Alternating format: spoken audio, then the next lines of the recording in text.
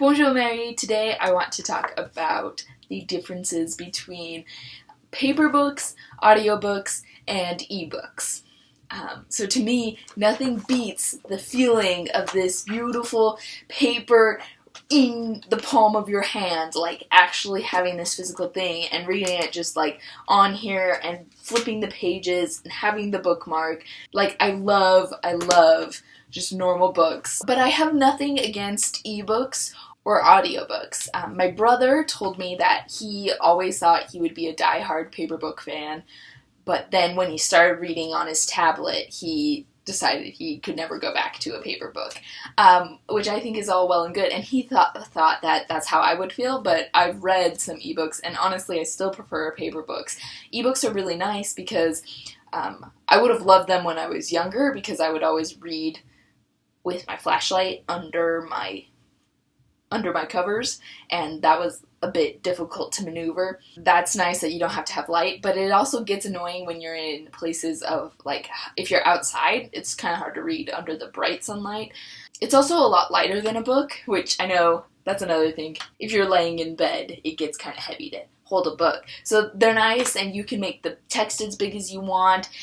So that brings me to audiobooks, and apparently there's people out there who claim that if you listen to an audiobook, you can't say that you've read the book. And I just think that's ridiculous, because while you may not have literally read the book, you still gained all the information from the book. I definitely think that you can get something different from reading versus listening to it, but you still have, like, if you just listen to the audiobook, I have no problem with you saying that you've read the book, because it's the same thing to me. If you listen to the Harry Potter series, you still know that, spoiler, Dumbledore dies, and how Harry defeats Voldemort, and you still know about Peeves and all that stuff. You still get everything, you just haven't read it. Right now I'm listening to Les Mis, and it's really nice because I can do it in the morning when I'm getting ready, while I'm doing my hair, or getting dressed, or eating breakfast, so I can do it, or I can listen to it when I'm working out, so I can, like, double task that way.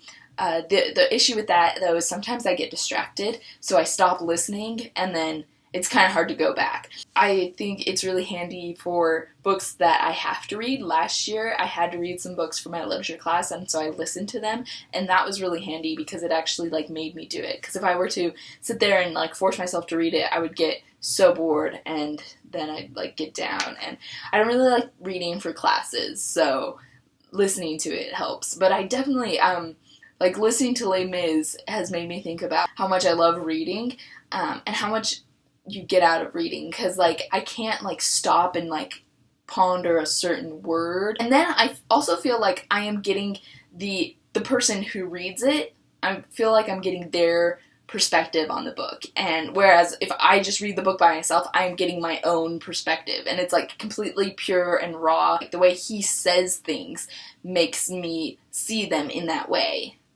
so it's, like, the same reason you could go to the same play directed by two different directors, and they're completely different, and you get something completely different out of them.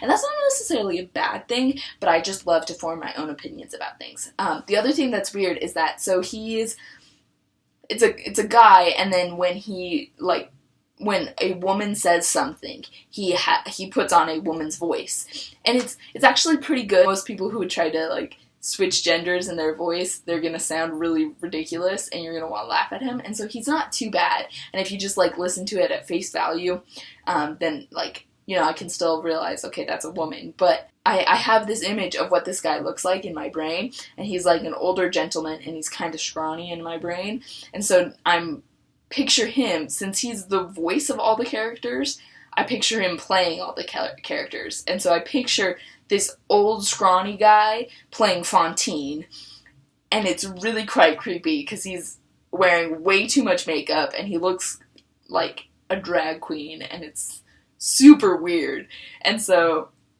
that's another issue that I've been having. So,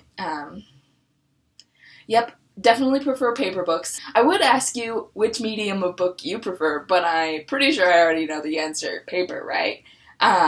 So then my question is, what book are you reading right now? Au revoir, sister.